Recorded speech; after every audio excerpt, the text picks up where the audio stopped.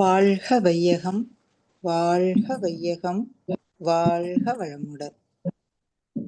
வேதாத்திரிய அன்பர்கள் அனைவருக்கும் காலை மாலை வணக்கங்கள். இது ஸ்கை கனடாவின் வாராந்திர சிறப்பு சிந்தனை உரை பகுதி. கடந்த சில மாதங்களாக ஆன்மா என்ற தலைப்பிலே நம்மளுக்கு பல அரிய விளக்கங்களை பேராசிரியர் பழனிசாமி ஐயா அவர்கள் வழங்கி வருகின்றார்கள். அவர்களின் ஆன்மா மற்றும் அதன் அறிவியல் விளக்கம் பற்றிய புத்தகத்தை ஒற்றி இந்த தலைப்பில் ஐயாவின் சிறப்பு சிந்தனை உரை கடந்த சில மாதங்களாக நடைபெற்று வருகின்றது. அந்த வகையிலே இன்று ஆன்மா பாகம் 17 சிறப்பு சிந்தனை உரை இடம்பெறவிருக்கின்றது. கடந்த வகுப்பில் கூறியவாறு ஐயா இன்று அறிவு பற்றிய 3ஆம் நிலை ஆறுமுகமான பொருள் நானறிய வேண்டும் என்ற தலைப்பில் சிந்தனை உரை வழங்குவதாக கூறியிருந்தார்கள். அந்த வகையிலே இன்று ஆன்மா பாகம் 17 சிறப்பு சிந்தனை உரையை ஆரம்பிக்குமாறு பேராசிரியர் பழனிசாமி ஐயா அவர்களை பணிவுடன் ஸ்கை கனடா சார்பிலே வேண்டுகிறோம். வாழ்க வளமுடன் ஐயா. வாழ்க வளமுடன் அம்மா. வாழ்க வையகம், வாழ்க வையகம், வாழ்க வளமுடன். குரு வாழ்க, குருவே துணை. சிந்தனையை, உடல் நலத்தை சீர் அமைத்து உய்வித்த குருவே வாழ்க. வாழ்க வளமுடன், வாழ்க வளமுடன், வாழ்க வையகம்.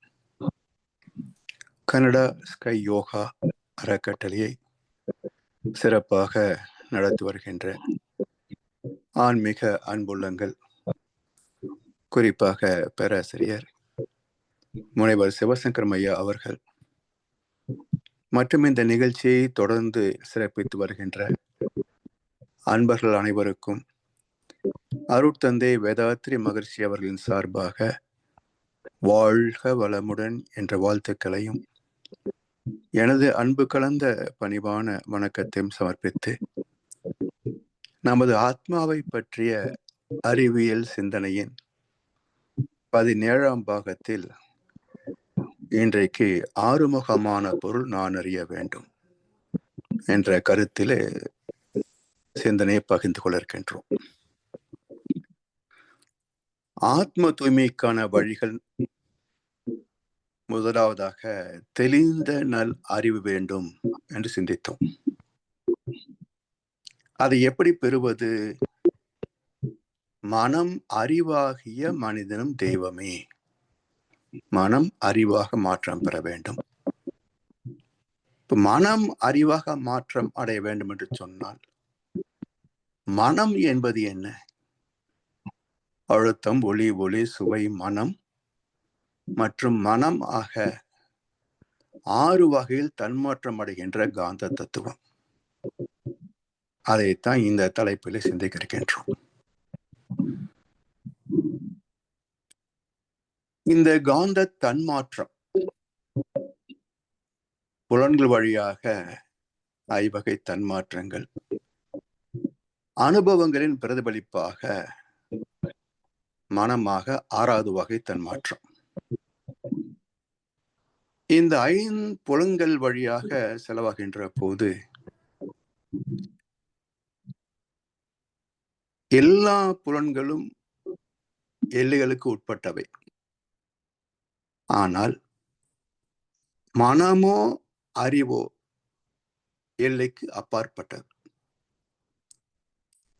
அறிவே மனமாக செயல்படுவதனால் எப்படி அறிவுக்கு எல்லை இல்லையோ அதே போல மனதுக்கும் எல்லை கிடையாது. 6ஆம் நாள் தன்னை போல சாயல் உள்ள ஒன்றை படைக்க விரும்பி அவ்வாறே படைத்து அவனுக்கு ஆதாம் என்று பெயரிட்டு அழைத்தார். இப்ப தன்னை போல சாயல், அறிவை போல சாயல், அறிவின் சாயல் தான் மனம். அறிவோடு அனுபவங்கள் கலந்த நிலை ஆத்மா. ஆத்மாவிலிருந்து வெளிப்படுவது மனம். இறைநிலை எல்லையில்லாத தன்மை இருப்பதனால் அங்கிருந்து பயணித்த அறிவின் பயணம், த ஜேர்னி ஆஃப் கான்சியஸ்னஸ், அந்த அறிவின் பயணத்தில் அறிவே தான் உடலாக, உயிராக, ஆத்மாவாக, அனுபவங்களாக இருப்பதனால் அதுவே மனமாகவும் இருக்கிறது. அதனால் இதற்கும் எல்லை கிடையாது. இந்த காந்த தன்மாற்றம்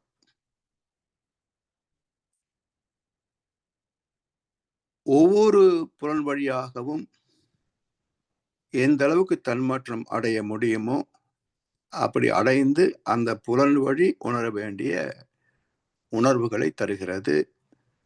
அதை கருமையும் ஈர்த்து இருப்பாக்குகின்ற போது அனுபவமாக ஆத்மாவாகிறது. அங்கிருந்து பிரதிபலிக்கின்ற போது மானாலைகளாக வெளிப்படுகிறது. இந்த அனுபவங்களிலிருந்து மனம் விடுதலை பெற்றால்தான் அளவு முறை என்ற இலக்கணத்தை பின்பற்ற முடியும். அது வரைக்கும் இந்த புலன் இன்பங்களில் என்றைக்காவது யாருக்காவது மனம் போதும் என்று நிறை பெற்றிருக்கிறதா? சில சமயங்களை யோசிப்பேன். என்ன சாப்பிட்டாலும் எவ்வளவு சாப்பிட்டாலும் சிரிக்கின்ற ஆற்றலை இறைவன் தந்திருந்தால் யாரும் டைனிங் டேபிள் விட்டு கிச்சன் விட்டு வெளியே வர மாட்டாங்க. இறைவன் நல்ல வேலை அளவு வச்சதுனால சரி பரவாயில்ல, முடியல, அவ்வளவுதான், இதுக்கு மேல சாப்பிட முடியாதுன்ட்டு எந்திரிக்கிறானே தவிர அளவு இல்லை என்றார். இப்ப காரணம் என்ன? நிறைவு பெறவில்லை. எவ்வளவு துய்த்தாலும் எந்த புலன் சுகத்திலையும் மனிதன் நிறைவு பெறுவது இல்லை.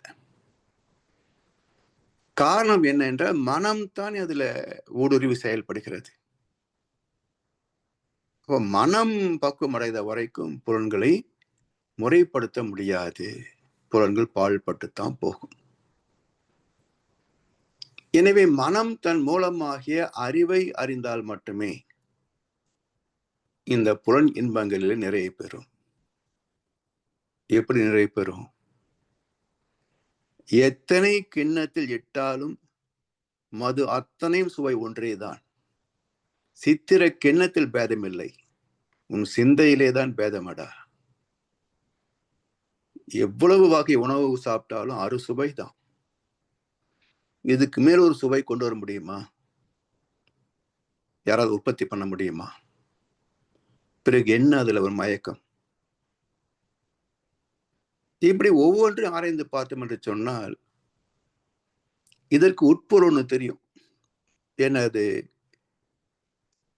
Conversion and consumption of biomagnetism is perception. ஜீவகாந்தத்தின் செலவும் தன்மாற்றமுமே உணர்வுகள், அனுபவங்கள், சுக துக்கங்கள். ஜீவாந்த இருப்பு இல்லை என்றால் எதை நாம் தூய்க்க முடியும்? அதாவது எக்கனாமிக்ஸ்ல ஒரு சப்ஜெக்ட் உண்டு, தி லா ஆஃப் டிமினிஷிங் யூட்டிலிட்டின்னு சொல்லுவார்கள். லா ஆஃப் டிமினிஷிங் யூட்டிலிட்டி அது என்னது அப்படின்னா, இப்போ ஒரு இனிப்பு சாப்பிட்றோம், ரொம்ப சுவையா இருக்கும், அற்புதம். அப்படியா, இன்னொன்னு சாப்பிடுங்க. இப்போ அற்புதம் சொல்ல மாட்டேன். இப்போ என்னாச்சு? கொஞ்சம் குறைஞ்சு போச்சு சுதி. இன்னொன்னு சாப்பிடுங்களேன். இன்னொன்னா? சரி, நாலு. ஐயோ வேண்டாம், இதுக்கு மேல சாப்பிட முடியாது. ஏன்? இனிப்பில் தான் சுவை இருக்கிறது என்றால் ஒரு துண்டு சாப்பிட்டால் 1 மடங்கு இன்பம், 4 துண்டு சாப்பிட்டால் 4 மடங்கு இன்பம். ஆனா அப்படி இல்லையே. முதல் துண்டுக்கு 10 யூனிட் அப்படின்னா அடுத்த துண்டுக்கு 7 யூனிட் ஆகுது, அடுத்த துண்டுக்கு 3 யூனிட் ஆகுது, அடுத்த துண்டுக்கு மைனஸ் வந்துருது. உள்ள போட்டா வாந்தி வந்துடும் போல இருக்கு. அப்போ எது இந்த மாற்றத்திற்கு காரணம்? என்றால் அதுதான் ஜீவகாந்தம். எப்படி? இப்போ இந்தியாவில எல்லாம் ஓவர் ஹெட் டேங்க் பயன்படுத்துறோம். கனடா, அமெரிக்கா மாதிரிலாம் டேப் திறந்தா தண்ணி வராது. வர்ற தண்ணியை சம்பிலேருந்து மேலே ஏற்றி ஓவர் டேங்க்ல இருப்பு வச்சு வீடுகள் பூரா பைப்பில் பயன்படுத்துகிறோம். இப்போ ஃபுல் டேங்க் தண்ணி இருந்ததுன்னு சொன்னால் டேப் திறந்த உடனே தண்ணி ஃபோர்ஸாக வரும் இல்லையா? பாதி டேங்கானா குறையுது. கொஞ்சம் தான் இருக்குன்னா அப்படியே லேசாக விழுகுது. இதே போல முதல் துண்டு இனிப்பை நாம் உண்ணுகின்ற போது அந்த இனிப்பாக சுவையாக கன்வெர்ட் ஆகக்கூடிய ஜீவகாந்தம் அது ஃபுல் டேங்க்ல இருந்தது. அதனால் ஃபோர்ஸ் அதிகமான ஜீவாந்த தன்மாற்றம். அப்ப இனிப்பு 10 யூனிட்டுக்கு போச்சு. இப்போ இந்த இனிப்புக்கான ஜீவாந்த செலவாய் போச்சு. மிச்சம் உள்ளது இருப்பு கொஞ்சம் குறைவு. அந்த குறைவிலே இந்த இனிப்பு வைக்கிற போது என்ன ஆகும்? எப்படி தண்ணி டேங்க்ல குறைஞ்சா பைப்ல வரக்கூடிய வரத்து அதனுடைய வேகம் குறைகிறதோ அதே போல கன்வர்ஷன் ரேட் குறையும். அப்போ இனிப்புடைய அந்த மதிப்பு குறைகிறது. 4வது வந்துச்சுன்னா தண்ணியே இல்லை, என்ன ஆகும்? அது மாதிரிதான் இப்படி இந்த ஜீவாந்த தன்மாற்றமே நமக்குள்ளாக புலன் உணர்வுகளாக அனுபவங்களாக வெளிப்பட்டு கொண்டிருக்கிறது. இதை புரிந்து கொண்டு மனதை அறிவாக மாற்றணும். எப்படி? இந்த மனம் என்பது அறிவின் எழுச்சி நிலை. அறிவு எதை துய்த்தாலும் தன் இயல்பிலிருந்து மாறாது.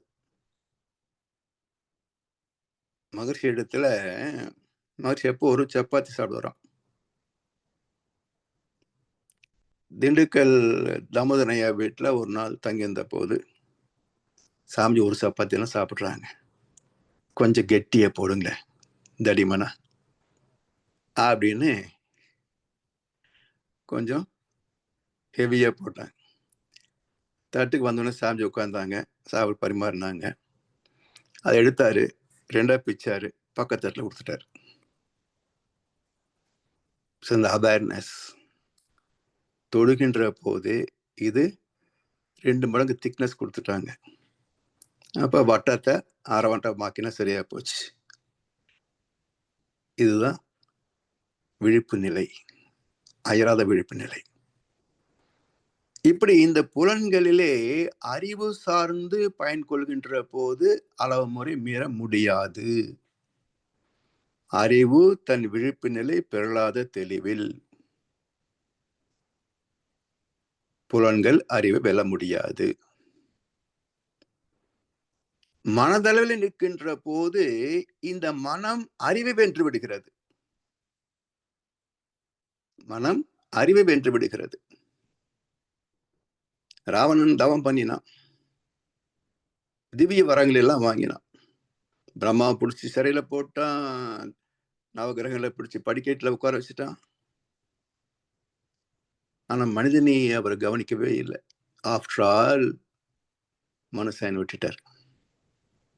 சரி, அந்த மனித வடிவத்திலே இவனை வதம் செய்யலாம் என்று இறைவன் மனிதனாக வந்து வதம் செய்ததாக கதை.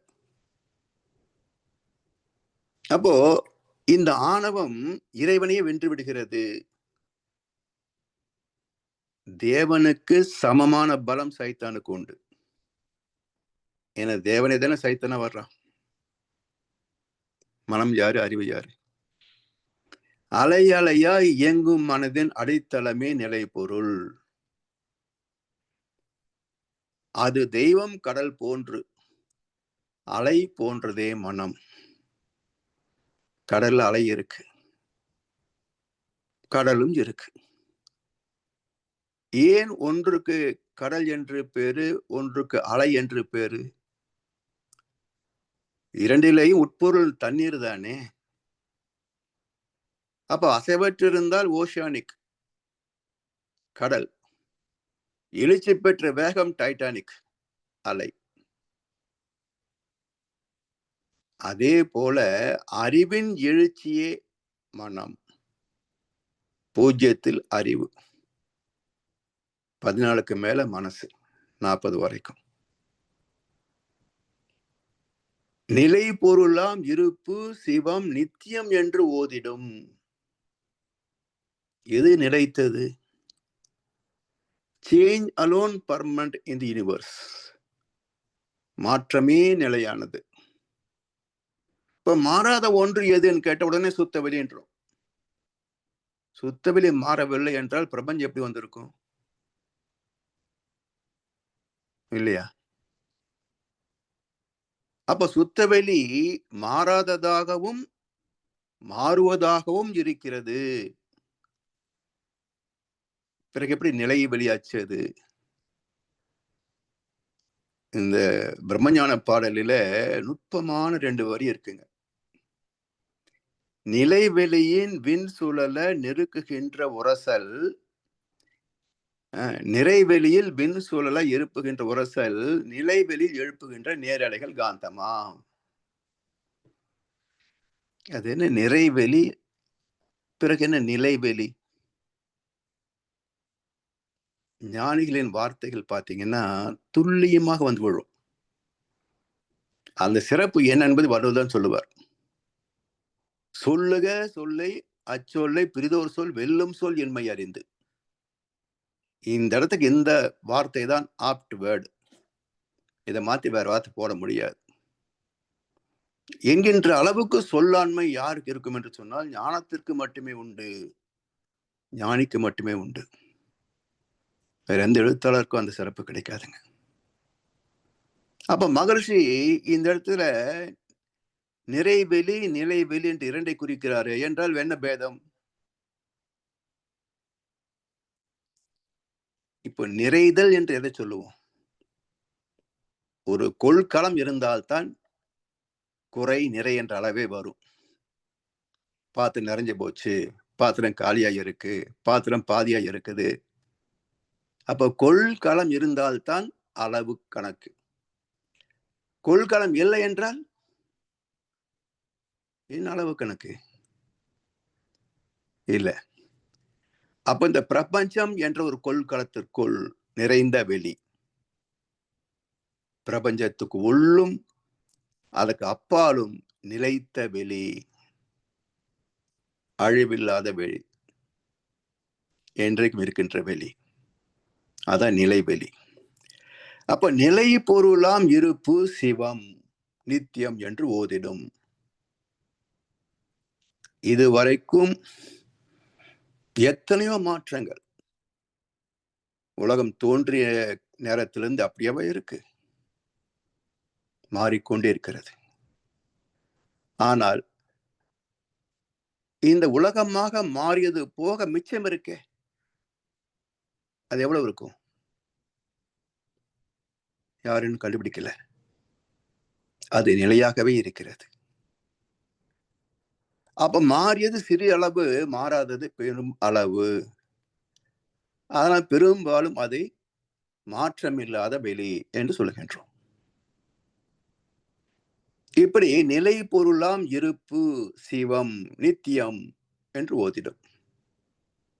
அது இருப்பாக இருக்கிறது, நித்தியமாக இருக்கிறது, அழிவில்லாமல் இருக்கிறது. அது சிவமாக இருக்கிறது. இருப்பு என்றால் சிவம் என்றால் உண்மைதான்.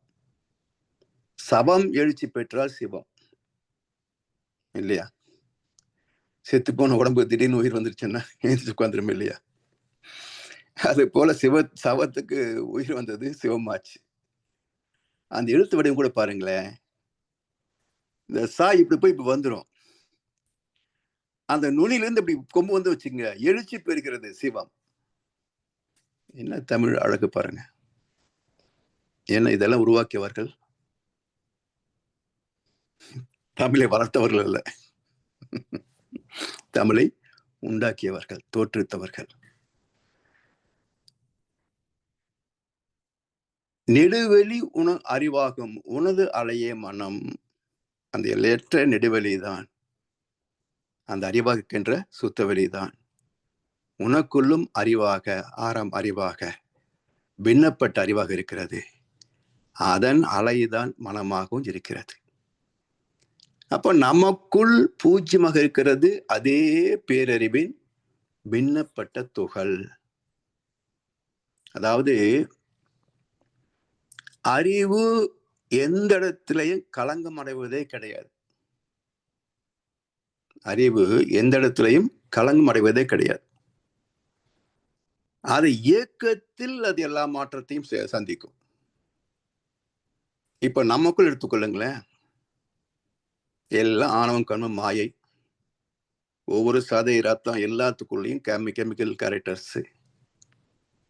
ஆனா நமக்குள் ஒரு தூய்மை இடம் இருக்குதா அப்படின்ற ஒரு ஆய்வு செய்து பார்த்தோம் என்று சொன்னால், ஆத்மாவை எடுக்கணும்.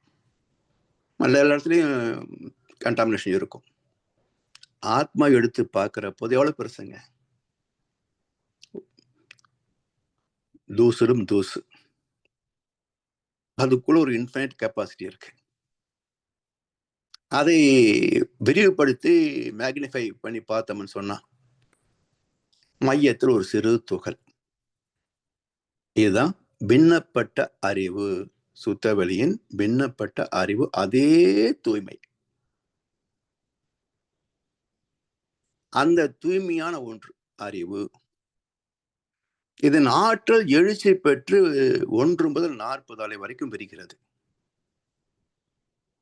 அப்ப முதல் நிலை இறை துகள் போல 1 to 3, 4 to 7 விண் ஆற்றல், விண்கலம் போல. பிறகு இந்த விண் எப்படி ஜீவாந்தமாகுது பாருங்க. மிக முக்கியமான ஒரு, என்ன சொல்வது, பிரபஞ்ச வரலாற்றின் ஒரு மைல்கல். இந்த நிகழ்வு மட்டும் நிகழ்ந்திருக்கவில்லை என்று சொன்னால் ஜீவனும் கிடையாது, நாமும் கிடையாது, இவ்வளவு அவசியம் கிடையாது. அப்ப என்ன நிகழ்ந்ததால் விண் உயிராச்சு, வான்காந்தம் ஜீவகாந்தமாச்சு என்றால் 27 நட்சத்திர தொகுதிகள், சூரிய குடும்பத்தின் நவக்கோள்கள், பூமியில் ஒரு காலகட்டத்தில் ஏற்பட்ட பஞ்சபூதங்களின் விகிதாச்சாரங்களிலே ஒரு தெய்வீகமான மாற்றம். The holistic ratio of 5 elements. பஞ்சபூதங்களின் தெய்வீக விகிதாச்சாரம் என்பார் மகரிஷி அவர்கள். ஏன் தெய்வீகம்? தெய்வத்தை அறியக்கூடிய சிறப்பு இங்கேதான் பிறக்கிறது நுண் உயிரிலே. எங்க அந்த ஆற்றல் வந்து முடிவு பெறுகிறது, வளர்ச்சி பெறுகிறது? மனிதத்துல. இதுல எதை வைத்து நாம் இதை முடிவு பண்ண முடியும்? எங்கேயாவது இந்த கருத்து இருக்கா? விண்ணே உயிராச்சுன்னு சொல்றோம், வான்காந்தம் ஜீவாந்தம் சொல்றோம். ஆனா எப்படின்னு ஒரு கேள்வி எழுப்பினார் மகிழ்ச்சி. அதுக்கு பல இடங்கள்ல குறிப்பு கொடுத்திருக்கிறார்.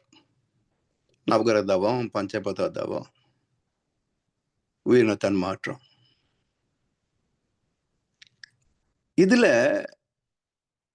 சதைக நவக்கோள்களின் தாதுக்கள் தான் நம்மகிட்ட 7 தாதுக்கள். ராகு கேது 2, 7 கோள்கள் பிளஸ் ராகு கேது 2 சேர்த்து மொத்தம் 9 இல்லையா? 7 தாதுக்கள். ராகு கேதுக்கு ஓஜசக்தி என்ற சிந்தனை ஆற்றல். அதுல ராகு என்பது நெகட்டிவ், கேது என்பது பாசிட்டிவ். அதெல்லாம் என்ன சொல்றாங்க, கேதுக்கு வந்து ஞானக்காரகன் பேர் வச்சாங்க. ராகு என்ன வச்சாங்க, ராகு தோஷம்னு பேர் வச்சாங்க. ஏன்? இது உணர்ச்சி வழி வாழ்க்கை, புலன் வழி வாழ்க்கை, சிந்திக்க மறுக்கின்ற வாழ்க்கை. அதுல உச்சம் தொட்டவன எல்லாம் ராகு தோஷத்துல பிறந்தவங்க என்று சொல்லுவாங்க. கேது ஞானக்காரகன், ஏதோ ஒரு கட்டத்துல ஞானத்தை எட்டக்கூடிய புனிதம் நிறைந்தவர்கள், புண்ணியம் நிறைந்தவர்கள். இப்ப இதுல போச்சா பஞ்சபூதம் போச்சா? இந்த நட்சத்திரங்களின் தாக்கம் என்ன இருக்குன்னு புரிஞ்சுக்கணும். 27 நட்சத்திர தொகுதிகள். இவை மட்டும் இல்லை என்றால் ஜீவனே வந்திருக்க முடியாது.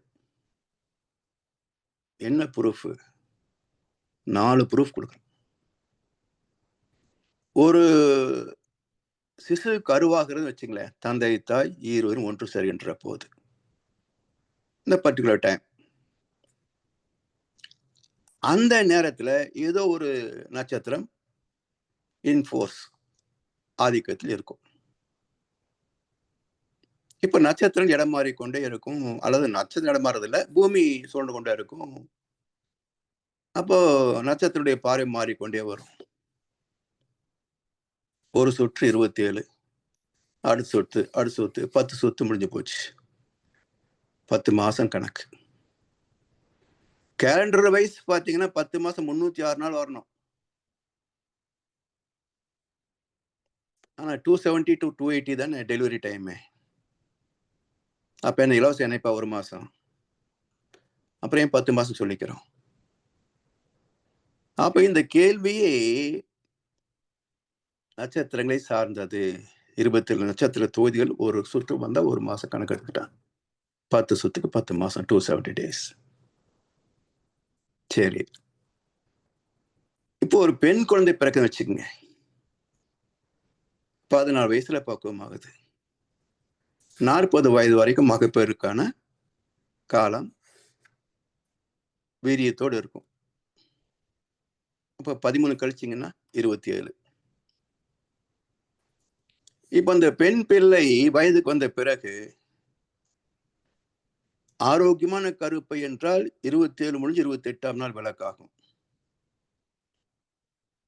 டேஸ் மாறுதுன்னா கருப்பையில பிரச்சனைன்னு அர்த்தம். 3 ஆச்சா?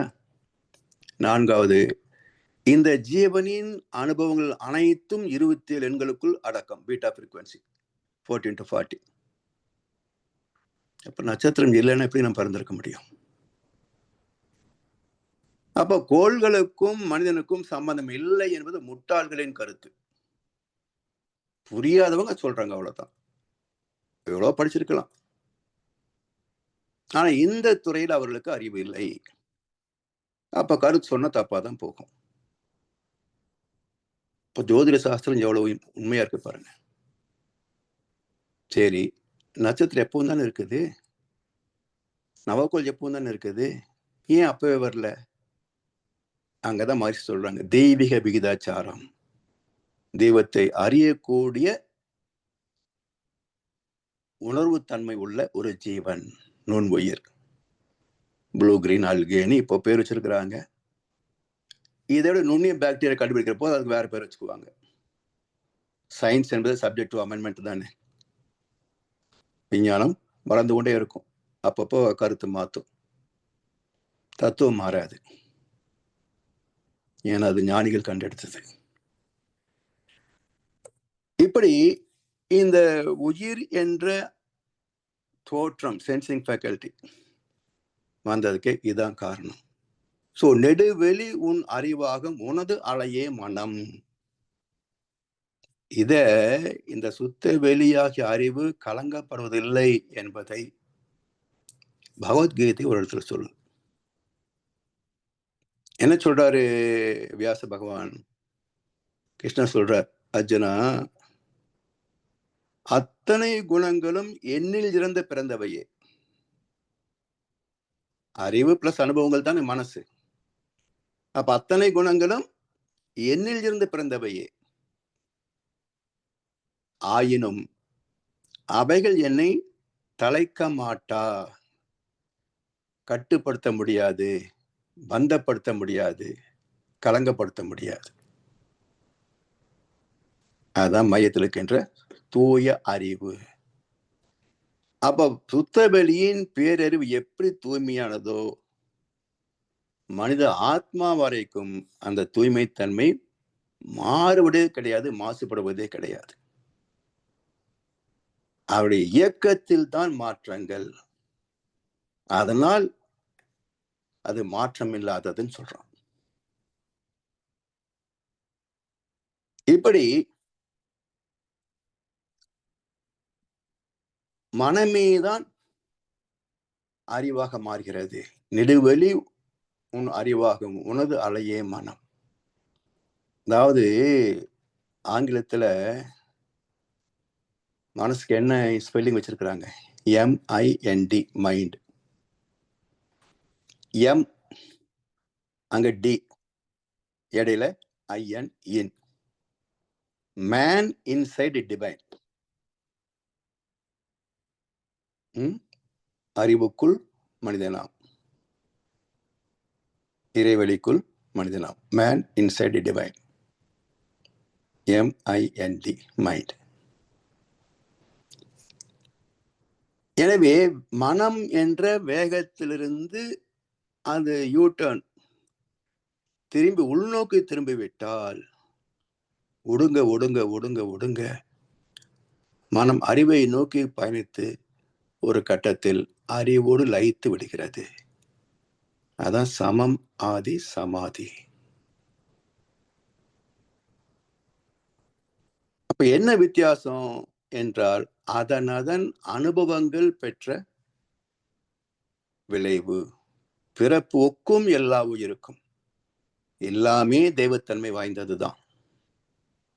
எல்லாமே இறைநிலை பின்னம் தான். ஆனா எல்லாம் பிரம்மம், நான் பிரம்ம ஞானி. அப்படியே தெருவில் நடந்துட்டு இருக்க போது குடிகாரன் சாக்கடை விழுந்து கிடக்குறான். ஐயோ பிரம்மம் அப்படின்னு போய் கை கொடுத்து தூக்கிவிட முடியுமா? என்ன செய்வோம்? ஒதுங்கித்தான் போவோம். ஏன்? சிறப்பு ஒவ்வா செய் தொழில் வேற்றுமையான். நாம கை கொடுத்து தூக்கி விடுற அளவுக்கு முடியாது. அது கூட சேர்ந்து ஒண்ணு வந்து தூக்கிவிடும். எனவே சிறப்பு ஒவ்வா செய் தொழில் வேற்றுமையான். ஒவ்வொரு இயக்கத்திலேயும் அதனது சிறப்புகள் மாறுபடுகின்றன. இறை துகளிலே ஒரு சிறப்பு, விண்ணிலே ஒரு சிறப்பு, மற்ற பூதங்களிலே ஒரு சிறப்பு, நுண் உயிரிலே ஒரு சிறப்பு, ஒவ்வொரு ஜீவனிலேயும் ஒரு சிறப்பு, மனிதனிலே பெரும் சிறப்பு. பெரும்பாலும் அவமதிப்பு இல்லையா? அவனை அறிந்தால் நீ பெரியோன், அவனை மறந்தால் நீ சிறியோன். அப்ப சிறியோருக்கு எப்படி மதிப்பு கொடுக்க முடியும்? செயற்கரிய செய்வார் பெரியோர், சிறியோர் செய்கலாதார். ஒன்னும் செய்ய மாட்டோம். எனவே மூலம் ஒன்றாக இருந்தாலும், மூலம் ஒன்றுதான் என்றாலும் வாழ்க்கை வேறு வேறு, மதிப்புகள் வேறு வேறு, அனுபவங்கள் வேறு வேறு, இயக்கங்கள் வேறு வேறு. சரி, ஆனா இந்த மனம் எதை நோக்கி ஓடுகிறதுன்னு பாருங்க. எதை நோக்கி ஓடுகிறது? ஏதோ ஒண்ணு தேடுது. எது கொடுத்தாலும் வாங்கி கொடுத்த போது சுகம்தான். குழந்தைகளுக்கு சைக்கிள் வாங்கி கொடுத்து பாருங்க, தொடச்சு வைப்பான். ஒரு 3 மாசம் கழிச்சு ஒண்ணு அதை அழுது அழிஞ்சிட்டு, யாரா சைக்கிள் துடைக்கல, மப்பட் வாங்கி தரியா, அடுத்து போயிடுவான். அது கொடுத்தா அதுக்கப்புறம் காலேஜ் போகும்போது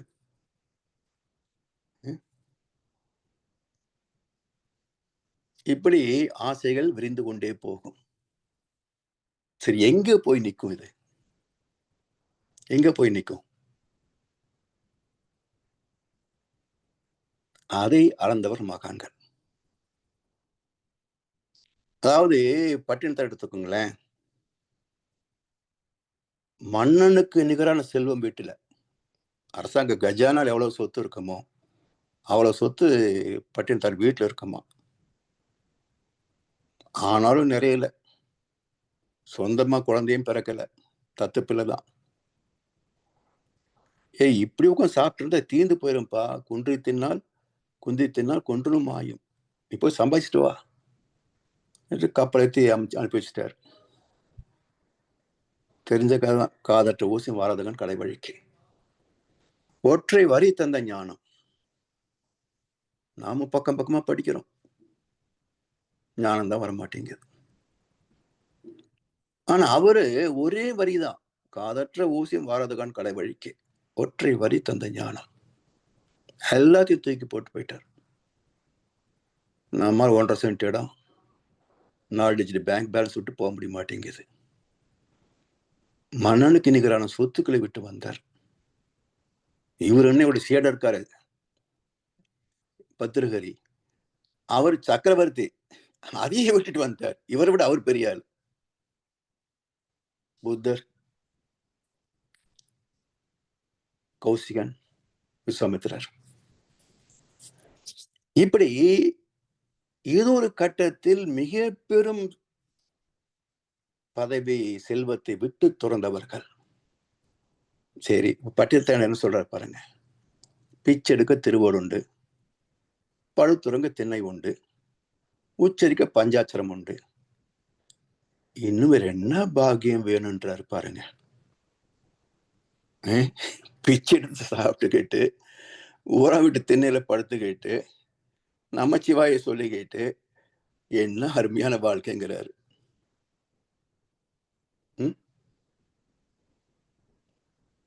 அப்போ பத்தல என்று சொன்னதும் பட்டினத்தார் தான். இப்போ என்ன தேவை இருக்கு, அதுவும் பட்டினத்தார் தான். அப்ப மனம் எதை நோக்கி ஓடியது இதுவரைக்கும்? மனதின் பயணம் எங்கே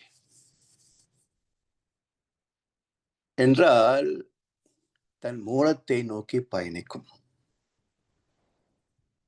மூலம் எவ்வளவு சுகமானது, அதை விட சுகமே இல்லையே. அதை விட பேரின்பம் எது இல்லை. அப்படி ஒரு இன்பத்தை நாடித்தான் மனம் ஓடுகிறது. சரி, இதுக்கு எப்படி தெரியும்? அப்படி ஒன்று இருக்கிறது என்பது இதற்கு எப்படி தெரியும்? இல்லையா? தெரிஞ்சிருந்தா தான் தேட முடியும். இப்போ அமெரிக்கா வந்து உட்கார்ந்து இருக்கிறோம், வீட்டுல இட்லி பண்றோம், ஒரு நாளுக்கு ஒரு மாதிரி இருக்கும். எப்பவுமே மல்லிப்பூ இட்லி கிடைக்குமான்னு கிடைக்காது. இன்னைக்கு ஒரு நாளைக்கு அது சிம்ம கிடைக்கும், இன்னைக்கு ரொம்ப நல்லா இருக்கு அப்படின்னு. ஆனா தமிழ்நாட்டுல மல்லிப்பூ இட்லி, மதுரை இட்லி, எத்தனை வகை சாப்பிடுறோம் இல்லையா?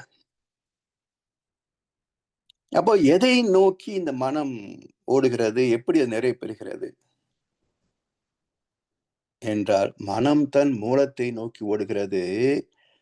இந்த அனுபவம் எப்படி கிடைத்தது என்றால், கொஞ்சம் யோசிச்சு பாருங்க. கண்டு கேட்டு உண்டு உயிர்த்து உற்று அறியும் ஐம்புலனும் ஒன்தொடி கண்ணே உல. எங்க இருக்கு? எல்லாம் மற என இழந்த நலம் சொல்லாய் முருகா சுரபதியே என்னாரு. நாங்களும் தான் மறந்துட்டு இருக்கிறோம், நீங்க மட்டும்தான் மறந்தீங்களா? நாங்க அப்பப்ப மறப்போம், நீங்க எப்பவுமே மறந்துட்டீங்க, அவ்வளவுதான் டிஃபரன்ஸ். அப்போ உணர்வு கலங்கி ஒழுகிய விந்து எல்லாம் மறந்தால், that is no mind state, அறிவு நிலை. மனம் அறிவாகிய மனிதனும் தெய்வமே. அப்போ ஒரு கரு எதிலே உருவாகிறது என்றால், தெய்வீகத்தில் உருவாகிறது.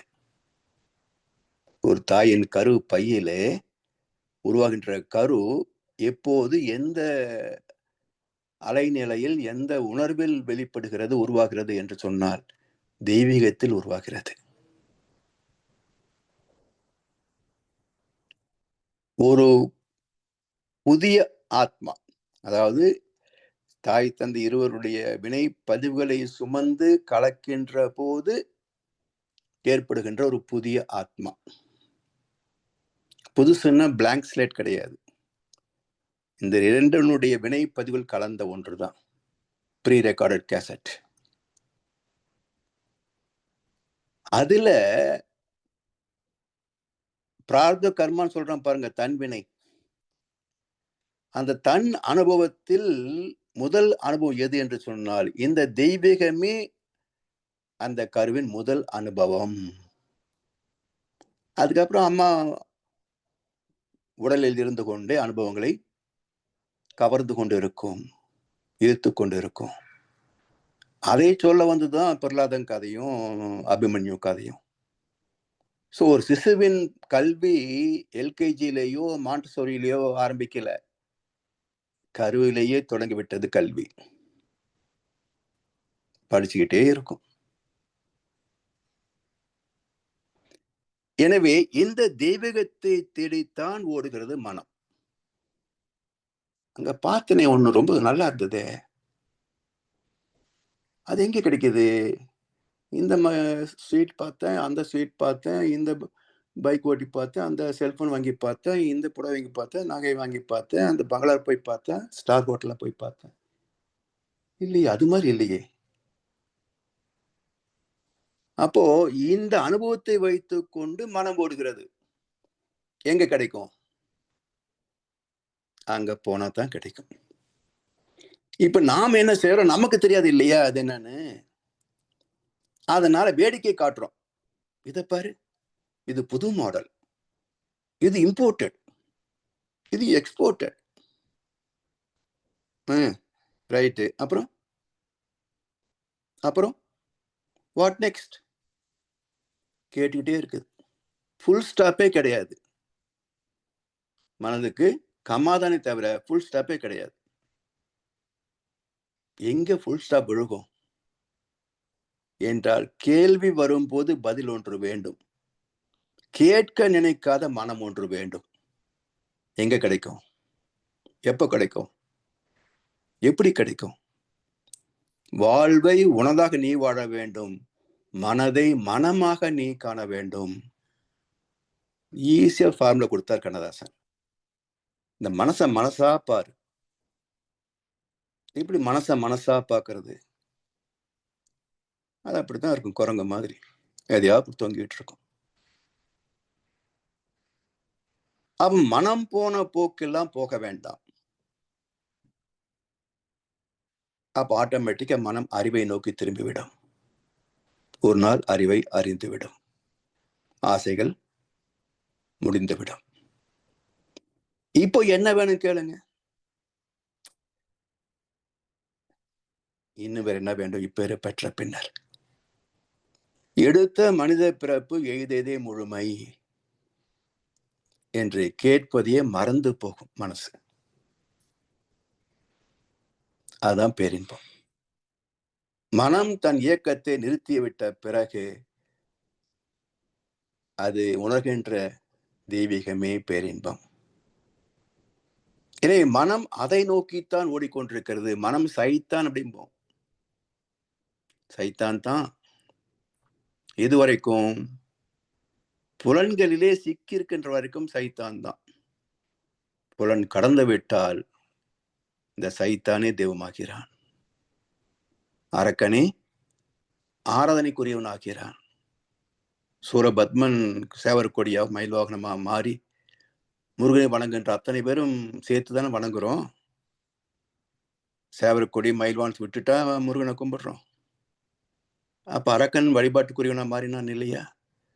சாத்தானே தேவனானான், சாத்தானும் வணங்கப்படுகிறான். எப்போ? தெய்வமாக மாறிய பிறகு. மனம் விரிந்து அறிவென்னும் பதம் எய்திடும் மனம் அறிவாகிய மனிதனும் தெய்வமே. அப்போ இந்த மனதின் மூலம் என்ன? அனுபவங்கள், அனுபவத்தின் மூலம் என்ன? செயல்பாடுகள், செயல்பாடுகளுக்கு காரணம் என்ன? ஜீவாந்தத்தின் தன்மாற்றம். அதான் 6 வகையிலே தன்மாற்றம் அடைகிறது. இந்த காந்த தன்மாற்றம் புரியவில்லைன்னு வச்சுக்கோங்க, ஏதோ சுகம் இதுலதான் இருக்குது, இதுலதான் இருக்குதுன்னு ஓடிக்கிட்டே இருக்கிறோம்.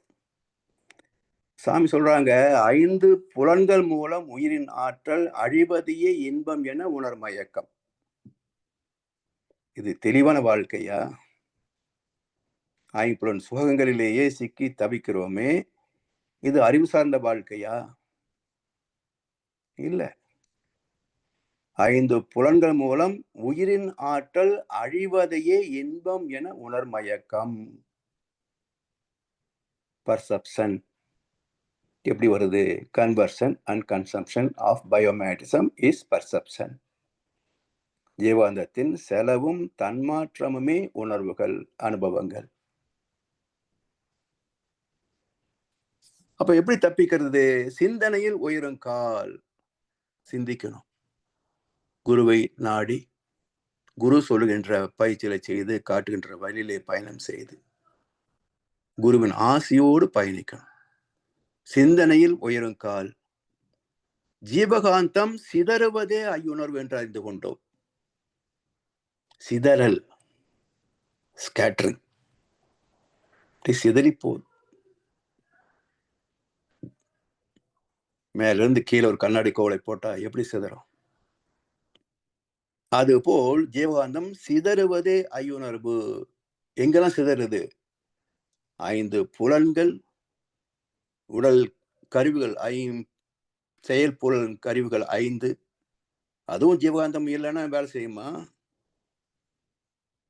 அப்போ உடல் முழுவதும் ஜீவாந்த ஆற்றல் தன்மாற்றம் அடைவதுதான் உயிராற்றலாகவும் அனுபவங்களாகவும் இருக்கிறது. எப்படி இறைத்துகள் விண்ணாச்சோ அதே போல ஜீவாந்த துகள் தான் உயிராகிறது. விண் சுழற்சி எப்படி ஜீவாந்தம் வெளிப்பட்டு வான்காந்தம் வெளிப்பட்டு அழுத்தம், ஒலி, ஒளி, சுவை, மனமாக மாறுகிறதோ அதே போல் உயிரின் இயக்கத்தில் இதே ஜீவாந்தம் வெளிப்பட்டு அழுத்தம், ஒலி, ஒளி, சுவை, மனமாக மாறுகிறது. இயக்கம் இல்லை என்றால் ஒன்றுமே இல்லை. அப்ப இதை புரிந்து கொண்டு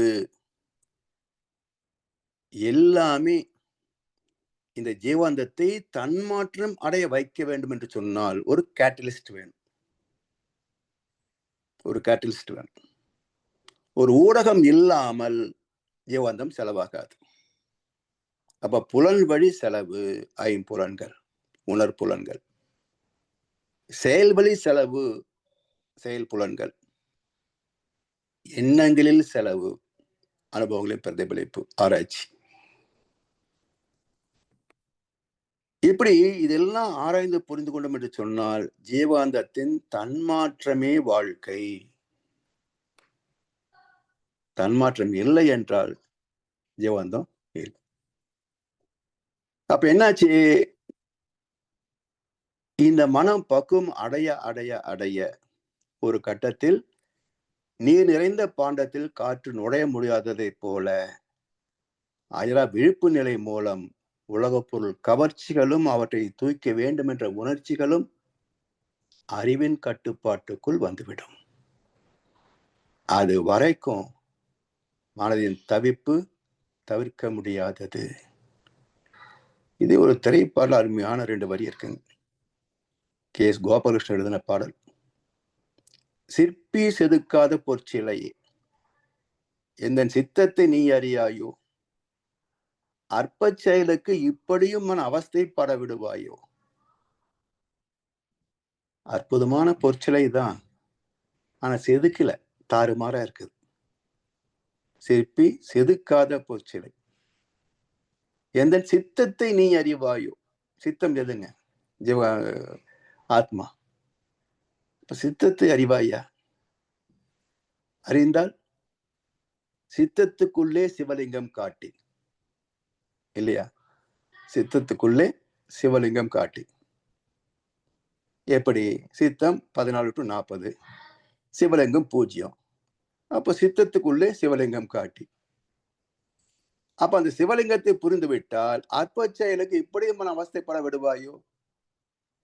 இதெல்லாம் ஒரு பெரிய பிரச்சனையா? இந்த வாழ்க்கையில பெரிய சரித்திரமா? இப்ப என்னாச்சுங்க? எல்லாமே நெக்லிஜிபிள், ஒண்ணுமே இல்லை. இந்த வாழ்க்கை ஒன்றும் இல்லாதது, ஒரு சாதனையில கிடையாது.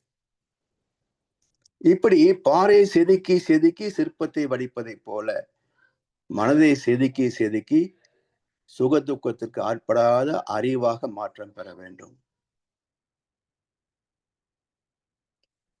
இந்த அனுபவத்தால் எல்லாம் வல்ல இறைநிலையே ஸ்பரிசம், சுவை, வாசனை, பார்வை, ஓசை மற்றும் மனமாக 6 வகைகளில் தன்மாற்றம் அடைவதை உணர வேண்டும். இதன் மூலம் ஆறுமுகமான பொருள் தெய்வமே, காந்த கடவுளே, கந்தனே என அறிந்து இந்திய அர்த்தங்கள் நிறைவு பெறும். இதை திருப்புகழ்ல தான் இந்த பாட்டு வருது. அருணகிரிநாதர் எழுதிய திருப்புகழ். ஏறுமயில் ஏறி விளையாடும் முகம் ஒன்று,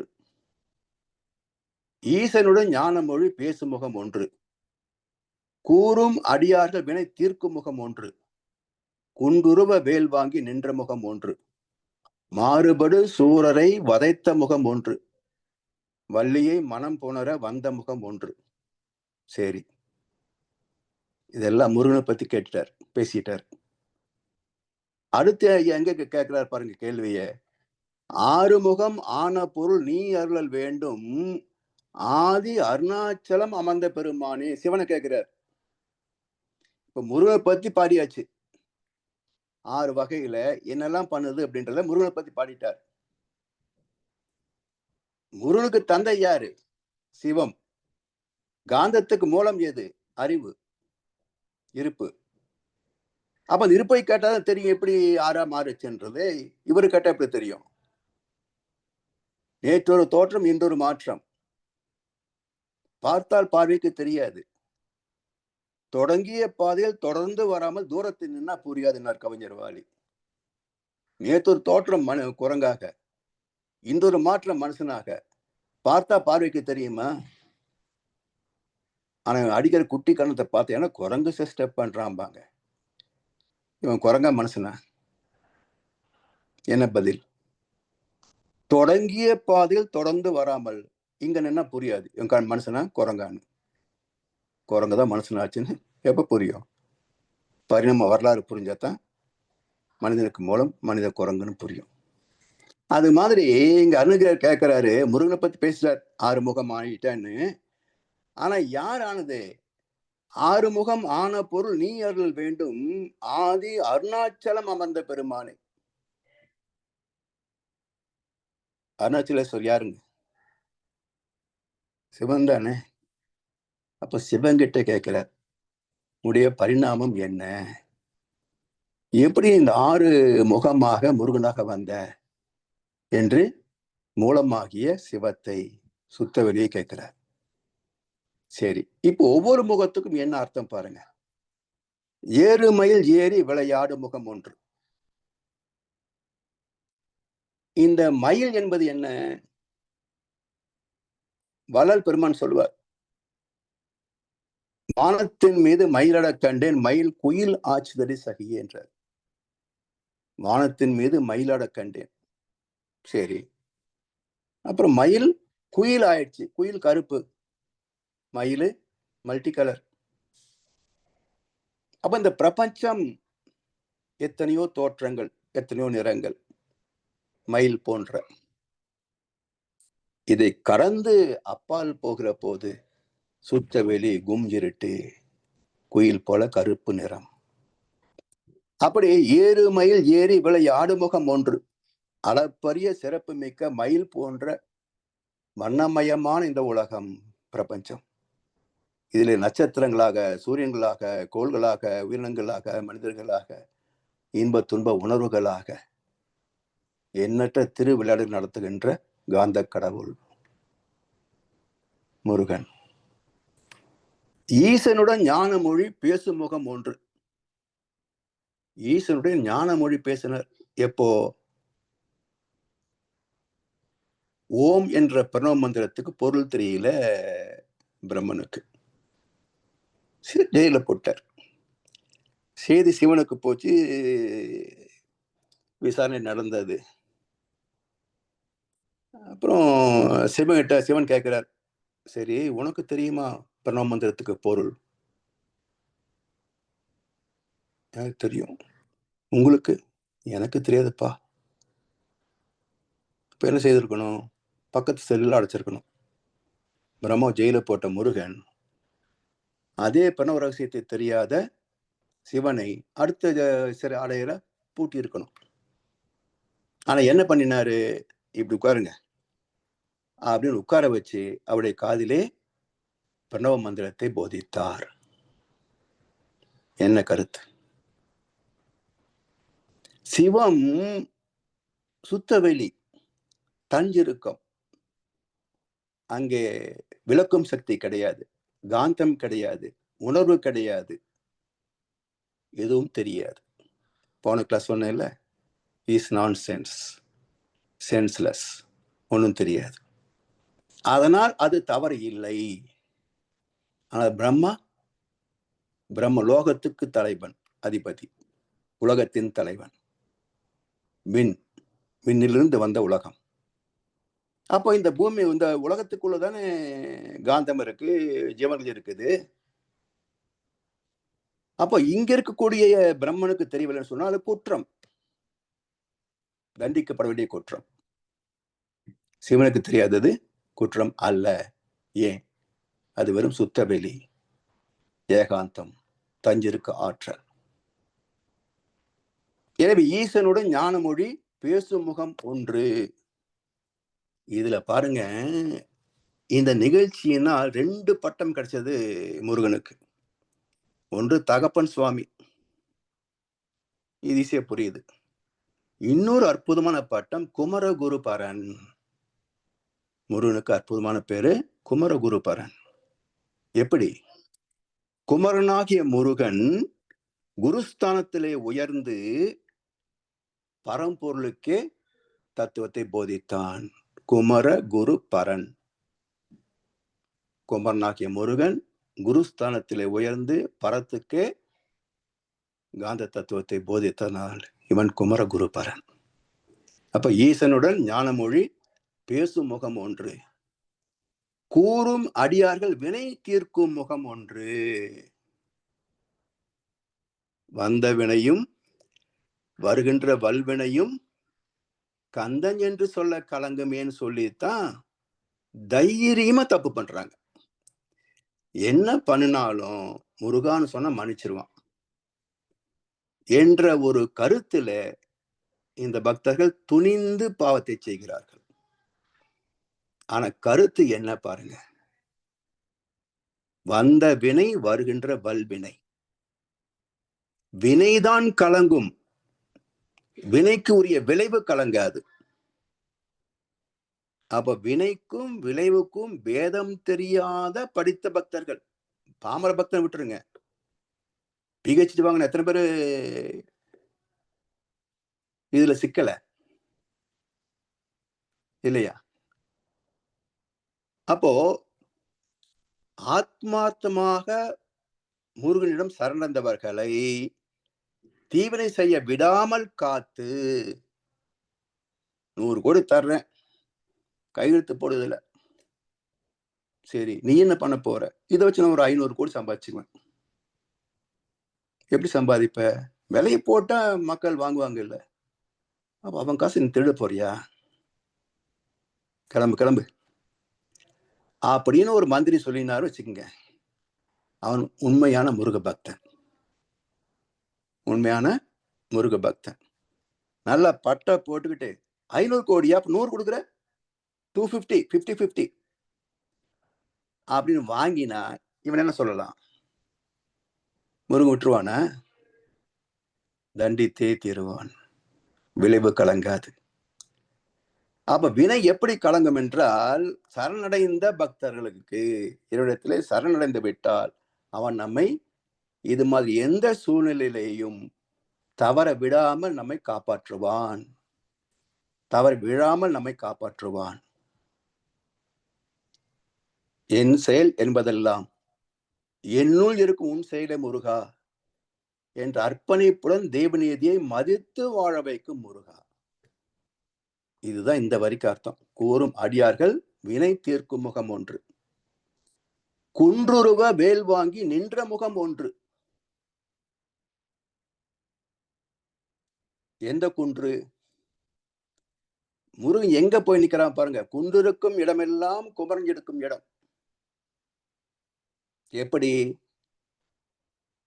இப்போ ஒருத்தருடைய வார்த்தைகளோ செயல்பாடுகளோ ஆணவம் வெளிப்பட வச்சுக்கங்க, சரியான தலகணம் பிடிச்சவன், அது என்ன தலையில கணம் வருது?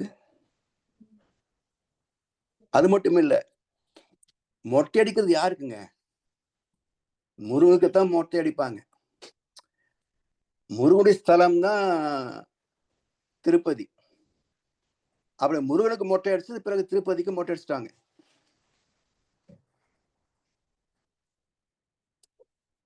ஏன் முருகனுக்கு மொட்டை அடிக்கிறோம்?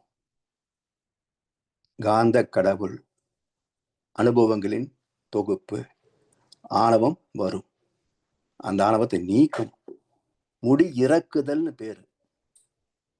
மயிரை இறக்குறது அர்த்தம் இல்ல, ஆணவத்தை இறக்கி வைக்கணும்னு அர்த்தம். எல்லாம் மொட்டை அடிக்கிறாங்க தவிர யாரும் ஆணவத்தை இறக்கி வைக்கல. ஏன்னா தத்துவம் தெரியாது. அதனால எங்க போனாலும் எப்படி வளர்ந்துட போகுது அடுத்த மாசம், தைரியமா இறக்கிற வேண்டியதுதான். உள்ள இருக்கிற ஆணவத்தை இறக்கி வச்சியாப்பா, அதுதானே தத்துவம். எனவே குன்று உருவ வேல் வாங்கி நின்ற முகம் ஒன்று. அதாவது சூரபத்மனை வதம் பண்றாங்க பாருங்க. அப்போ ஆணவம் என்ற கிரௌஞ்ச மலையை தகர்க்கும் சக்தி வாய்ந்த கூறிய வேல் போன்ற நுண்ணிய அறிவுள்ள கதிர்வேலா, எனது ஆணவத்தால் தவறு செய்கின்ற போது என்னை தண்டித்து துன்பம் தந்து என்னை திருத்துகின்ற கந்தா. அத குன்று உருவ வேல் வாங்கி நின்ற முகம் ஒன்று. மாறுபடு சூரரை வதைத்த முகம் ஒன்று. எதுக்கு மாறுபட்டான் பத்மாசுரன்? தேவ நீதிக்கு முரண்பட்டான். தேவ நீதிக்கு முரண்படுகின்ற அரக்க குணம். அந்த அரக்க குணமுள்ள மனிதர்களை, வேஷ பக்தர்களை தண்டிக்கின்ற முருகா. மாறுபடு சூரரை வதைத்த முகம் ஒன்று. வள்ளியை மனம் புணர வந்த முகம் ஒன்று. கல்யாணம் பண்ணிட்டான்றதா? இல்ல, சக்தியின் அம்சமான ஜீவாத்மா தன் மூலமான பரமாத்மோடு இணைவதே மனித வாழ்க்கையின் சிறப்பான நோக்கம் என்பதை உணர்த்துகின்ற வள்ளியை மனம் புணர வந்த முகம் ஒன்று. ஆறுமுகமான பொருள் நீ அருளல் வேண்டும். ஸ்பரிசம், சுவை, வாசனை, பார்வை, ஓசை, எண்ணம். இதற்கு மூலப்பொருளாகிய அந்த நுண்ணிய ஆற்றல் எது? அதை நீ எனக்கு சொல்லணும். யார் சொல்லணும்? ஆதி அருணாச்சலம் அமர்ந்த பெருமாளே, அனைத்திலும் அறிவு சுடராக ஜோதியாக. திருவண்ணாமலையில மலை உச்சியில மகா ஜோதி ஏத்துறாங்க இல்லையா, மகாதீபம். மலை மீது ஜோதியாக, தலை மீது பிரம்மரந்திரமாக விளங்குகின்ற ஆதிசிவத்தின் மறுவடிவே சிவகுமாரா. ஆதிசிவத்தின் மறுவடிவே சிவகுமரன்.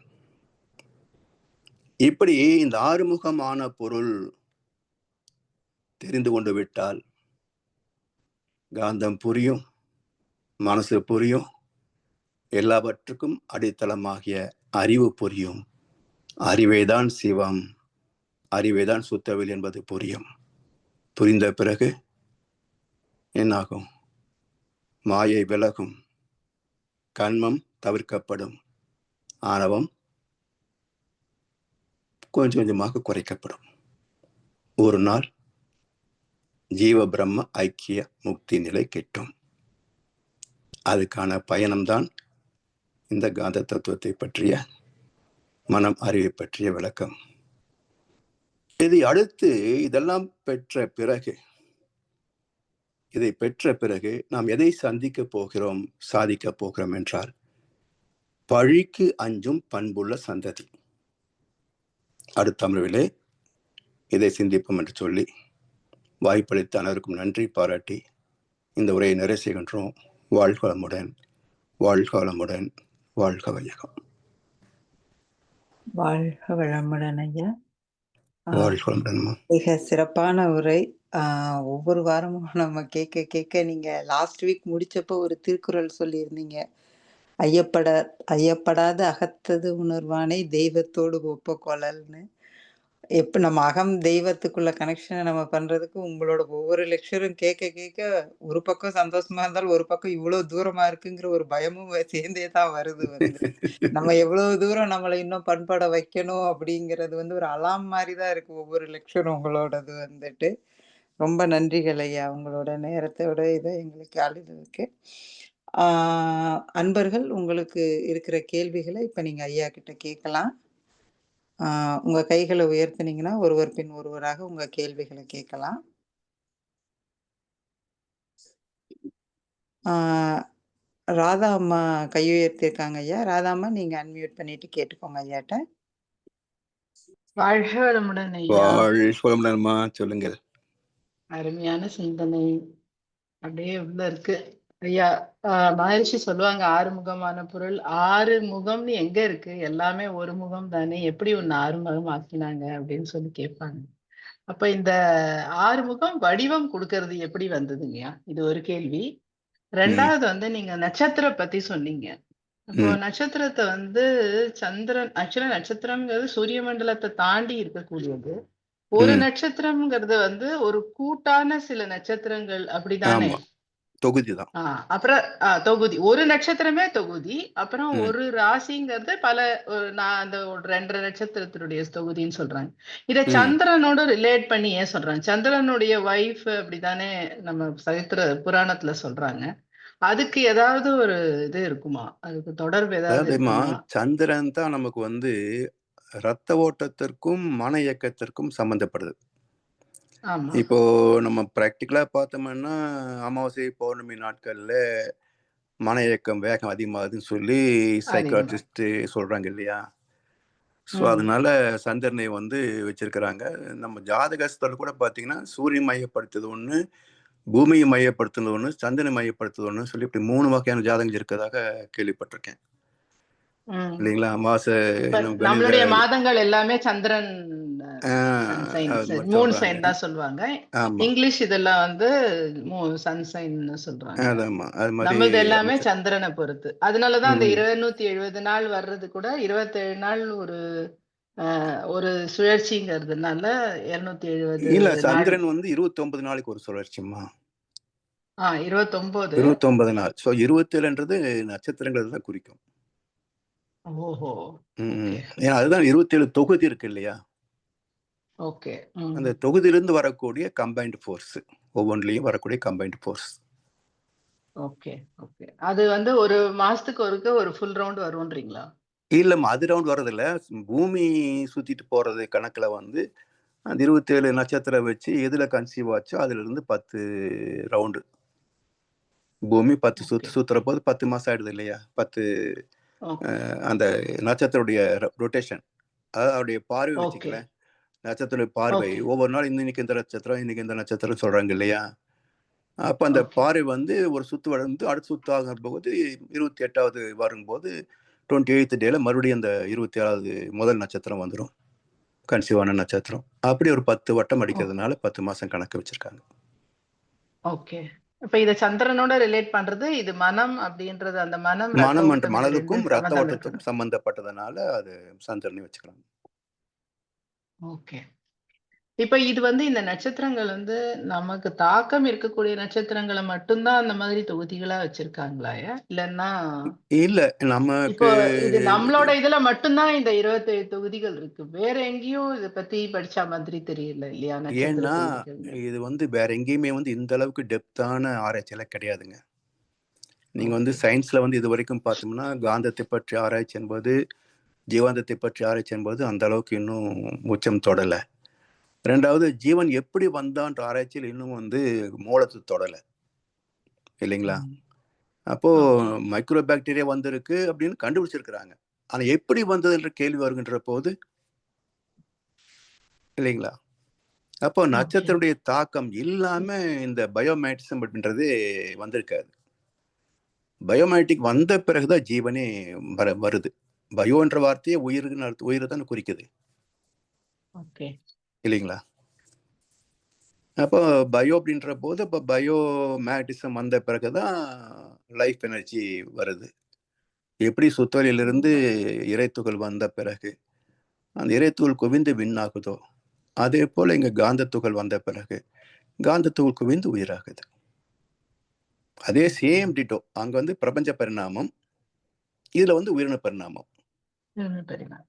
ஆமா. பின்ன இந்த நட்சத்திரங்களுக்கு பெயருக்கும் ஏதாவது ஒரு காரணங்கள் இருக்கும் இல்லைங்களா? இருக்கும். நிச்சயமா இருக்கும். அது தெரியல. ஆனா பொதுவா பார்க்கிற போது சில நட்சத்திரத்துடைய குணங்கள் இருக்குன்றது அது தவிர்க்க முடியாது. அதாவது மாற்று கருத்தே கிடையாது. ஒவ்வொரு நட்சத்திரத்துக்கும் ஒரு குணாம்சம் இருக்குன்னு சொல்லுவாங்க. இப்ப விசாகம் அப்படின்னா எல்லாரையும் அரவணைத்து போகக்கூடிய ஒரு பொது நோக்கு இருக்கும் விசா நட்சத்திரத்துல. அதே மாதிரி சுவாதினா எதையும் கொஞ்சம் நல்லா கவனிச்சு பார்த்து அதை புரிஞ்சுக்கக்கூடிய என்ன சொல்லுவாங்க, இந்த பெண் புத்தி பின் புத்தின்னு சொல்லுவாங்க பாருங்க. இப்படி இந்த ஷார்ப்பா புரிந்து கொள்ளக்கூடிய அறிவுத்திறன், நுண்மான் உழைப்புனாரு, அது சுவாதியில இருக்கும். ஆயில்யம், மகம், மூலம், இதுல வந்து ஆன்மீகத்துல ஈடுபாடு அதிகமா இருக்கும். இப்படி ஒவ்வொரு நட்சத்திரமும் ஒரு பேசிக் கேரக்டர் இருக்கு. அது வந்து மாற்று கருத்தை சொல்ல முடியாது.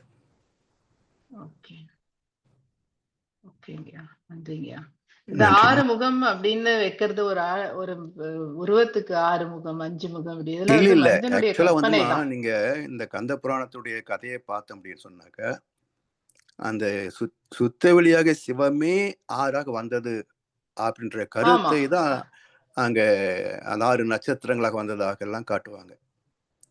அது நம்ம வந்து 6 குழந்தைகள் அந்த பொறி என்பது என்ன?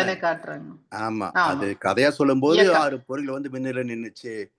அந்த சக்தியை தாங்க முடியாம ஒருத்தர் கை மாறி கங்காதேவி கொண்டு வந்து சரவண பொய்களை வச்சாங்க பழனியில அப்படின்னு ஒரு கருத்து இருக்கும்.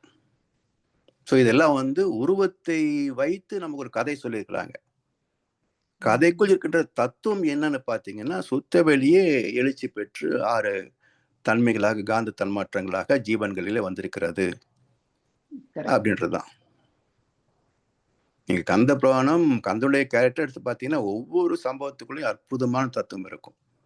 இந்த மாம்பழம் போயிடுறாங்க இல்லையா, இந்த உலகத்தை சுத்தி வர போட்டி, அது அற்புதமான தத்துவம் இருக்கு.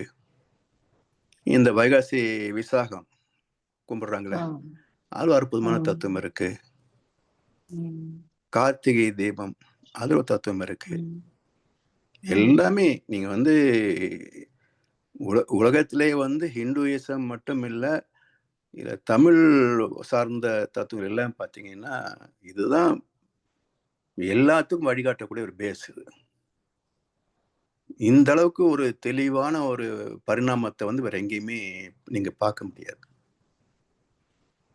எந்த இதுலயும் கிடையாது, விளக்கம் கிடையாது. அதனாலதான் சைவ சித்தாந்தம் வந்து அதுதான் முதல் வந்தது அதுதான். அதுக்கப்புறம் பேர் வைக்கல அவங்க, சனாதன தர்மம்னு ஒரு பேர் வச்சுக்கிட்டாங்க. பிறகு இந்த சமயங்கள் எல்லாம் வந்த போது அதுக்கு ஒரு சைவ சமயம்னு பேர் வச்சுக்கிட்டாங்க. அதை முதல் கண்ட போது அதுக்கு ஒரு பேரும் கிடையாது. அதை இறைவன் இருக்கிறான், அதை மதிச்சு வாழணும். சனாதன தர்மம். அதாவது பேருங்கிறது எப்போன்னா டிஸ்டிங்விஷ் பண்ணணும்னா மட்டும்தானே இங்க பேர் தேவை. இப்ப அடுத்தது வரும்பொழுதுதான் இதுக்கு ஒரு பேர் கொடுக்கணும். தேவை வருது, அப்பதான் தேவை வருது. அது வரைக்கும் இது ஒண்ணுதான் அப்படின்னு இருக்கும்பொழுது தேவையில்லை. சிமிலாரிட்டி வரும்போது தான் ஒவ்வொன்றுக்கும் ஐடென்டிஃபிகேஷன் தேவைப்படும். கரெக்ட். அப்புறம் அந்த ஆதி அருணாச்சலம் அமர்ந்த பெருமாள் என்பது அருணாச்சலத்துல வந்து முருகனும் இருக்கு இல்லையா? முருகன் அங்கதானே. ஆமா, திருவண்ணாமலை தீபத்துல அங்கிருந்து திருவண்ணாமலையில அந்த மகாதீப நிகழ்ச்சிக்கு நான் பார்த்தது இல்லை, சொல்லுவாங்க. ஆலயத்துல வந்து பஞ்சபூத விளக்கு 5 விளக்கு ஏற்றுவாங்களாம் ஒவ்வொரு சன்னதியிலும். அது பிறகுதான் மலை உச்சியில வந்து மகாதீபம் ஏற்றுவாங்களாம். அப்ப என்னன்னா பஞ்சபூதங்கள் இதுக்கு மூலம் வந்து சிவம் அப்படின்ற ஒரு கருத்தை அங்க காட்டுறாங்கன்னு சொல்லுவாங்க. அதான் 5 வருங்க. அதாவது விநாயகர், முருகன், சிவன், அம்பாள், அப்புறம் அர்த்தநாரீஸ்வரர் எல்லாம் ஒண்ணு. அந்த கடைசியில அர்த்தநாரீஸ்வரர் வந்த பிறகு அந்த தீபத்தை ஏற்றுவாங்க. ஆமா, அங்க முருகனும் இருக்கு இல்லையா? அதனால அப்ப அவர் அது முருகனை மீன் பண்ணாரா? இல்ல, இங்க வந்து நாம வந்து பஞ்சபூத ஸ்தலம் என்ற தத்துவம் அங்க வைக்கல இல்லைங்களா? பூமி, நிலம், நீர், நெருப்பு, ஆகாசம்ன்றது அங்க காட்டல. 5 சன்னதிகளை வச்சு முருகன் சன்னதி, சிவன் சன்னதி, அர்ஜுனா சன்னதின்னு அப்படி பிரிச்சுக்கிட்டாங்க. சிவம் என்றாலும் அர்ஜுனார் என்றாலும் அதோடைய எவல்யூஷன் தான் அது. சிவம் சுத்துவல இருக்கிற போது சிவம், எழுச்சி பெற்று இறைத்தொழாற போது சக்தி, ரெண்டும் சேர்ந்து உலகமாகிற போது அர்த்தநாரி. இருப்பு இயக்கம் ரெண்டும் சேர்ந்தது அர்த்தநாரி சேர்ந்தது. அவ்வளவுதான். நன்றிங்க. வாழ்க வளமுடன். நன்றிகள் அம்மா. வேற யாரும் அன்பர்கள் கேள்விகள் இருந்தா கேட்கலாம். ஐயா, எனக்கு ஒரு சின்ன டவுட். சரி, வாழ்க வளமுடன். கேளுங்க அம்மா. ஐயா, வாழ்க வளமுடன். வாழ்க வளமுடன். சொல்லுங்கம்மா. ஐயா, நீங்க சொல்றீங்க நட்சத்திரம்னு, அந்த நட்சத்திரம் கூட ஆடி மாசம்னா பூரம், வைகாசி, விசாகம், ஏன் பர்டிகுலர் அந்தந்த மாசத்துல மட்டும் அந்த நட்சத்திரம் டாப்ல சொல்றாங்க? இல்ல, அப்படி சொல்ல முடியாது. 27 நட்சத்திரம் 27 மாதம் இல்லையே. இல்ல, அதான். ஆனா வந்து சில நட்சத்திரம் மட்டும் அந்த ஸ்பெசிஃபை பண்றாங்க. ஓகேம்மா, அது வந்து நானு இந்த தமிழ் மாதங்கள் ஒரு புக் எழுதியிருக்கேன் பாருங்க. அதுல வந்து ஒவ்வொரு மாதத்துக்கும் அந்த எந்த நட்சத்திரங்கள் பொதுவா கிடையாது. இந்த வைகாசி விசாகம் இருக்குது, ஆவணி அவிட்டம் இருக்குது, கார்த்திகை இருக்குது, வேற எங்க நட்சத்திரங்கள் சம்பந்தப்படுது? இவளுக்கு ஆண்டாளுக்கு மாசி மகம், மாசி மகம், அது வந்து அந்தந்த மாசம் இல்லைங்க, தைப்பூசம், அதாவது அந்தந்த மாசத்துல பௌர்ணமியில என்ன நட்சத்திரம் வருதோ அது வந்து விசேஷமா சொல்லுவாங்க. அந்தந்த மாசத்தினுடைய அந்த மாசத்தினுடைய பெயர் கூட அமாவாசை, அந்த இல்ல அந்த பௌர்ணமி தாங்க, அந்த மாசத்தினோட பெயர் கூட அந்த நட்சத்திரத்தினோட பெயரா வரும். லைக் மாசி மகம்னா மாக மாசம்னு சொல்லுவாங்க. அப்புறம் இல்லைங்கய்யா, ஒவ்வொரு தைப்பூசம்னா அது வந்து புஷ்ய மாதம்னு சொல்லுவாங்க. சம்ஸ்கிருதத்துல, ஹிந்தியில சொல்லும்போது அது புஷ்ய மாதம்னா அது பூச நட்சத்திரத்துல பௌர்ணமி வரும். தைப்பூசத்துக்கு கார்த்திகை வந்து கிருத்திகை, அந்த கார்த்திகை வர்றதுனால தான் அந்த கிருத்திகா நட்சத்திரம் சொல்லுவாங்க. கிருத்திகை. அதே மாதிரி மார்கழி மாசம் ஆருத்ரா நட்சத்திரம் வரும். சோ அந்த மாசத்துக்கு பேரு ஆருத்ர மாசம்னு சொல்லுவாங்க. அந்த மாதிரி அதான். ஐயா, பரணிக்கு வந்து மகாபரணி வந்து புரட்டாசி தான். புரட்டாசி தான் மகாபரணி. நம்ம இது வரைக்கும் கேள்விப்படல. வைகாசி விசாக அப்படின்னு சொல்றோம் இல்லையா? புரட்டாசி மாசம் வர்றது வந்து மகாபரணி. இது எதுக்கு நான் சொல்றேன்னா, நான் வந்து பரணியில பிறந்தேன், ஆனா புரட்டாசி தான் பிறந்தேன். பரணியில பிறந்தவங்க எல்லாரும் வந்து தரணி ஆடுற மாதிரி அப்படி ஒரு இதெல்லாம் இல்லையா? அப்ப எனக்குள்ள டவுட், எதனால யாரு ஏத்து கொடுத்தாலும் இதுவாகுது கையில கொடுத்து, அப்பெல்லாம் எனக்கு புரியல. சுவாமிஜியில வந்த அப்புறம் தெரியாது. ஓ, நீ ராசி உன்னுடைய இது கை ராசி ஒரு கையில கொடுங்கிறாங்க. இது இப்படியேதான் நடந்துட்டு வருது. இப்போ இதுக்கப்புறம் தான் தெரியும், ஓஹோ அன்னைக்குதான் மகாபரணி.